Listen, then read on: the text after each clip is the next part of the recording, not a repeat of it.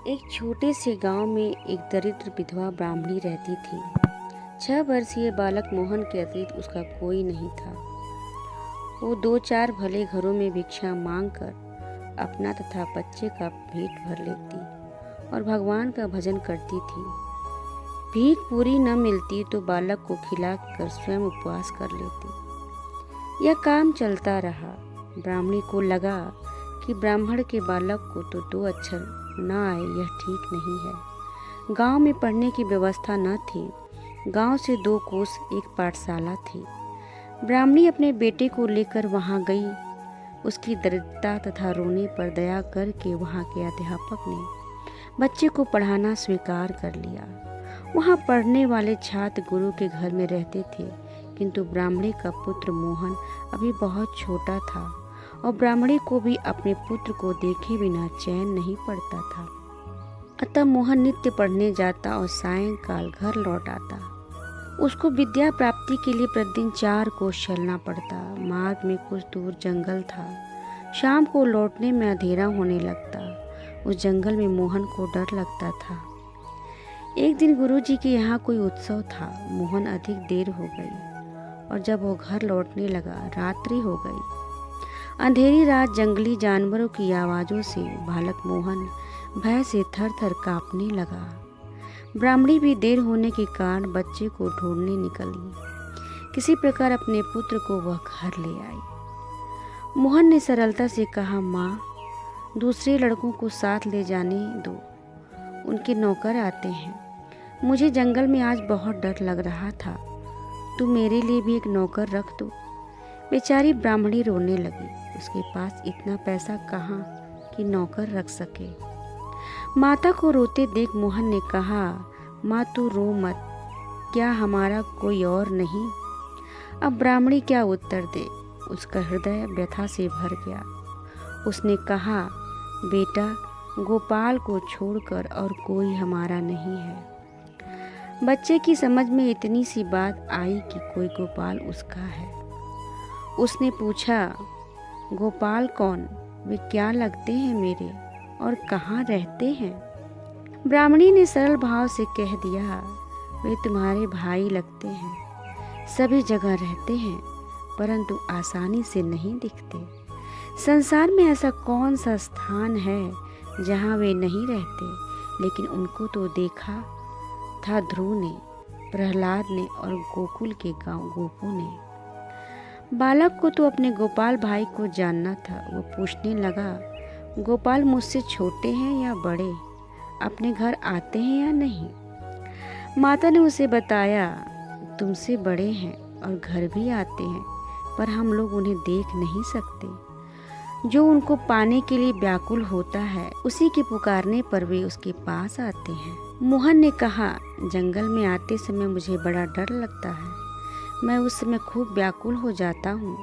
वहाँ पुकारूं तो क्या गोपाल भाई आएंगे? माता ने कहा, तू विश्वास के साथ पुकारेगा तो अवश्य आएंगे। मोहन की समझ में इतनी बात आई कि जंगल में अब डरने की जरूरत नहीं। डर लगने पे मैं व्याकुल होकर पुकारूंगा तो मेरा गोपाल भाई वहाँ आ जाएगा। दूसरे दिन पाठशाला से लौटते समय जब वह वन में पहुँचा, उसे डर लगा। उसने पुकारा, गोपाल भाई, तुम कहाँ हो? मुझे यहाँ डर लगता है। मैं व्याकुल हो रहा हूँ गोपाल भाई। जो दीन बंधु हैं, दीनों के पुकारने पर वह कैसे नहीं बोलेंगे? मोहन को बड़ा ही मधुर स्वर सुनाई पड़ा, भैया तू डर मत, मैं आया। यह स्वर सुनते ही मोहन का भय भाग गया। थोड़ी दूर चलते ही उसने देखा कि एक बहुत ही सुंदर ग्वाल बाल उसके पास आ गया। वह हाथ पकड़कर बातचीत करने लगा, साथ साथ चलने लगा, उसके साथ खेलने लगा। वन की सीमा तक वह पहुंचाकर लौट गया। गोपाल भाई को पाकर मोहन का भय जाता रहा। घर आके उसने माता को सब बातें बताई। तब वो ब्राह्मणी हाथ जोड़कर गदगद हो अपने प्रभु को प्रणाम करने लगी। उसने समझ लिया, जो दयामय द्रौपदी और गजेंद्र की पुकार पर दौड़ पड़े थे, मेरे भोले बालक की पुकार पर भी वही आए थे। ऐसा ही नित्य होने लगा। एक दिन उसके गुरुजी के पिता का श्राद्ध होने लगा। गुरुजी सबसे कुछ लाने को कह रहे थे। मोहन ने भी सरलता से पूछा, गुरुजी मैं क्या लाऊं? गुरु को ब्राह्मणी की अवस्था का पता था। उन्होंने कहा, बेटा तुमको कुछ नहीं लाना होगा। लेकिन मोहन को यह बात कैसे अच्छी लगती। सब लड़के लाएंगे तो मैं क्या ना लाऊं। उसके हट को देखकर गुरुजी ने कह दिया, अच्छा तुम एक लोटा दूध ले आना। घर जाकर मोहन ने माता से गुरुजी के पिता के श्राद्ध की बात कही और यह भी कहा, मुझे एक लोटा दूध ले जाने की आज्ञा मिली है। ब्राह्मणी के घर में था क्या जो वो दूध ला देती। मांगने पर भी उसे दूध कौन देता। लेकिन मोहन ठहरा बालक, वह रोने लगा। अंत में माता ने उसे समझाया, तो गोपाल भाई से दूध मांग लेना, वे अवश्य प्रबंध कर देंगे। दूसरे दिन मोहन ने जंगल में गोपाल भाई को जाते ही पुकारा और मिलने पर कहा, आज मेरे गुरुजी के पिता का श्राद्ध है, मुझे एक लोटा दूध ले जाना है। माँ ने कहा है गोपाल भाई से मांग लेना, सो मुझे तुम एक लोटा दूध ला कर दो। गोपाल ने कहा, मैं तो पहले से एक लोटा भर दूध लाया हूँ, तुम इसे ले जाओ। मोहन बड़ा प्रसन्न हुआ। पाठशाला में गुरुजी दूसरे लड़कों से उपहार देखने और रखवाने में लगे थे। मोहन हंसता हुआ पहुंचा। कुछ देर तो वह प्रतीक्षा करता रहा, उसके दूध को भी गुरुजी देखेंगे। पर जब किसी का ध्यान उसकी ओर न गया, वह बोला, गुरुजी मैं दूध लाया हूँ। गुरुजी ने ढेरों चीज़ों की संभालने में व्यस्त थे। मोहन से जब उन्हें स्मरण दिलाया, तब धुंझला कर बोले, जरा सा दूध लाकर यह लड़का कान खाए जाता है, जैसे इसने हमें निहाल कर दिया। इसका दूध किसी बर्तन से डालकर हटाओ। मोहन अपने इस अपमान से खिन्न हो गया। उसका उत्साह चला गया, उसके नेत्रों से आंसू गिरने लगे। नौकर ने लोटा लेकर दूध कटोरे में डाला तो कटोरा भर गया, फिर गिलास में डाला तो वह भी भर गया, बाल्टी में डालने लगा तो वह भी भर गई। भगवान के हाथ से दिया हुआ लोटा भर दूध अक्षय था। नौकर घबरा कर गुरुजी के पास गया। उसकी बात सुनकर गुरुजी तथा और सब लोग वहाँ आए। अपने सामने एक बड़े पात्र में दूध डालने को उन्होंने कहा। पात्र भर गया, पर लोटा तनिक भी न खाली हुआ। इस प्रकार बड़े बड़े बर्तन दूध से भर गए। अब गुरुजी ने पूछा, बेटा तू दूध कहाँ से लाया है? सरलता से बालक ने कहा, मेरे गोपाल भैया ने दिया है। गुरुजी और चकित हुए। उन्होंने पूछा, गोपाल भाई कौन? तुम्हारे जो कोई भाई नहीं है? मोहन ने दृढ़ता से कहा, क्यों नहीं, गोपाल भाई मेरा बड़ा भाई है। वह मुझे रोज वन में मिल जाते हैं। माँ कहती है वह सब जगह रहता है, पर दिखाई नहीं देता। कोई उसे खूब व्याकुल होकर पुकारे तभी वो आता है।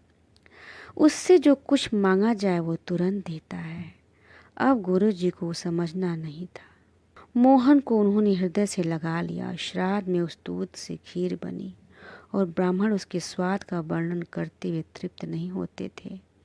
गोपाल भाई के दूध का स्वाद स्वर्ग के अमृत में भी नहीं, तब संसार के किसी पदार्थ में कहाँ से होगा। उस दूध का बना श्राद्धांत पाकर गुरुजी के पितर तृप्त ही नहीं हुए, माया से मुक्त भी हो गए। श्राद्ध समाप्त हुआ। संध्या को सब लोग चले गए। मोहन को गुरुजी ने रोक लिया था। अब उनने कहा, बेटा मैं तेरे साथ चलता हूँ, तू मुझे अपने गोपाल भाई के दर्शन करा देना। मोहन ने कहा, चलिए, मेरा गोपाल भाई तो पुकारते ही आ जाता है। वन में पहुंचकर उसने पुकारा। उत्तर में उसे सुनाई पड़ा, आज तुम अकेले तो नहीं, तुम्हें डर तो लगता नहीं, फिर मुझे क्यों बुलाते हो? मोहन ने कहा, मेरे गुरुजी तुम्हें देखना चाहते हैं, तुम जल्दी आओ। तब मोहन ने गोपाल भाई को देखा तो गुरुजी ने से कहा, आपने देखा मेरा गोपाल भाई कितना सुंदर है? गुरुजी कहने लगे, मुझे तो दिखता ही नहीं, मैं तो यह प्रकाश मात्र देख रहा हूँ। अब मोहन ने कहा, गोपाल भाई तुम मेरे गुरुजी को दिखाई क्यों नहीं पड़ते? उत्तर मिला, तुम्हारी बात दूसरी है, तुम्हारा अतःकरण शुद्ध है, तुम में सरल विश्वास है, अतः मैं तुम्हारे पास आता हूँ। तुम्हारे गुरुदेव को जो प्रकाश दिख गया है उनके लिए वही बहुत है। उनका इतने से ही कल्याण हो जाएगा। उस अमृत भरे स्वर को सुनकर गुरुदेव का हृदय गदगद हो गया। उनको अपने हृदय में भगवान के दर्शन हुए। भगवान की उन्होंने स्तुति की। कुछ देर में जब भगवान अंतर ध्यान हो गए तब मोहन को साथ लेकर वे उसके घर आए और वहां पहुंचकर उनके नेत्र भी धन्य हो गए। गोपाल भाई उस ब्राह्मणी की गोद में बैठे थे और माता के नेत्रों की अश्रुधारा उनकी माता को शरीर की सुध बुध ही नहीं थी। श्री राधे, श्री राधे।